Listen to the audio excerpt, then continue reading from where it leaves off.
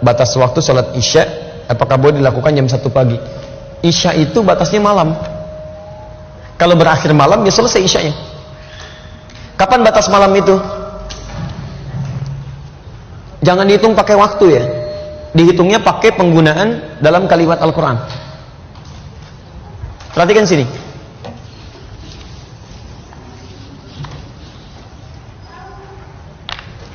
Sholat isya itu dikerjakan waktunya kapan? Pagi, siang, sore? Malam ya. Malam bahasa Arabnya lail. Ingat ada muqaddimatul lail, awal malam. Muqaddimatul lail, ini awal malam. Ada lail, ini malam. Kalau muqaddimatul lail, ini belum malam, baru jeda waktu menuju malam. Ini yang disebut dengan maghrib. Maghrib. Biasanya untuk menunjuk pada waktu ini menggunakan kata ila sebelum kata lail. Ila.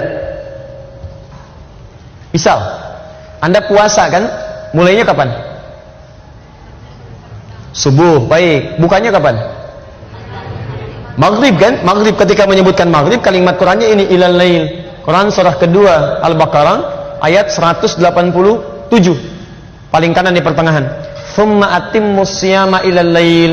Kemudian sempurnakanlah puasa sampai di awal malam. Maksudnya maghrib. Bukan sampai isya. Awas, karena ada orang dalam satu aliran, dalam sekte Syiah, itu puasanya sampai isya. Betul, sampai isya, terlampau soleh. Nabi aja maghrib, dia isya. Jadi kalau antum punya teman maghrib gak mau buka, kemudian dia masuk kamar misalnya, terus isya dia baru buka, nah itu terindikasi Syiah diantaranya. Ya. Nah, sekarang lihat, kalau sampai masuknya malam, maka itu yang disebut dengan lail. Lail.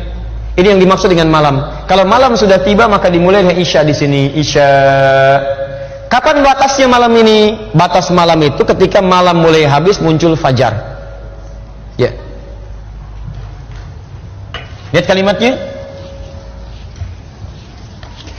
Minal khaytil aswadi minal fajr. Fajar. Ini saya tuliskan lail. Malam.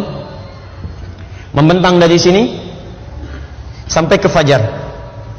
Waktu singkat menjelang fajar sekitar 30 menit, 15 sampai 30 menit. Disebut dengan sahar namanya, sahar. Jamaknya disebut dengan ashar. Fokus. Malam, lail. Terbentang sampai fajar. Jadi kalau fajar muncul, lail habis. Jelas? Jadi kalau Anda tanya bagaimana kesempatan saya sholat isya, maka yang diutamakan, satu, tunaikan tepat pada waktunya. Sekarang isya misalnya jam berapa? 7 lewat?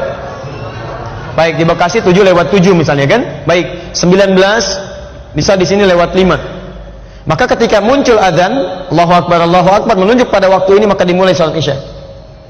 Terbentang luas. Terbentang luas. Tapi keluasan ini pun diikat dengan waktu yang paling utama. Yang paling utama, tunaikan tepat waktu.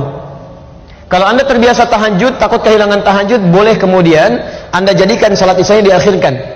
Kalau Anda terbiasa tahajud, ingat, hadis mengakhirkan salat isya itu adalah hadis yang disampaikan kepada Nabi ketika meminta orang ini, khususnya sahabat Umar bin Khattab radhiyallahu taala anhu, supaya tidak ketinggalan tahajud. Beliau akhirkan salat isya itu supaya bisa bangun tahajud. Karena umumnya orang kalau belum mengerjakan yang wajib akan biasa lebih kuat motivasinya bangun dibandingkan dengan yang sunnah. Nggak percaya begini, Bapak Ibu belum sholat isya, silahkan tidur, malamnya pasti bangun, karena ada beban yang merasa belum ditunaikan. Tapi kalau Anda misalnya maaf sudah sholat isya, kemudian Anda tidur tidak terbiasa tahajud, itu bangunnya boleh jadi bisa mendekat ke subuh. Jelas ya? Nah jadi lihat sini, jika Anda kemudian ingin berusaha menunaikan tahajud dan terbiasa tahajud, maka boleh kemudian mengakhirkan sholat isya, tapi pada batas-batas yang ditoleransi, tidak terlampau mepet ke subuh. Misal Anda bangun jam 2, ya, Anda misalnya dari jam 1 atau misalnya jam 3 dan sebagainya. Tapi lebih baik prinsipnya tunaikan dari batas awal waktu sampai ke pertengahan waktu. Pertengahan waktu itu tengah malam. Kalau kita ambil jam 12 atau kisaran sampai jam 1. Ya. Dan dianggap tidak disukai, bahkan makruh bagi orang-orang yang sengaja mengakhirkan sholat isya sampai ke waktu sahar, sampai ke sini. 30 menit sebelum waktu subuh. Itu dipandang makruh sekalipun masih ada waktunya di situ. Jelas ya?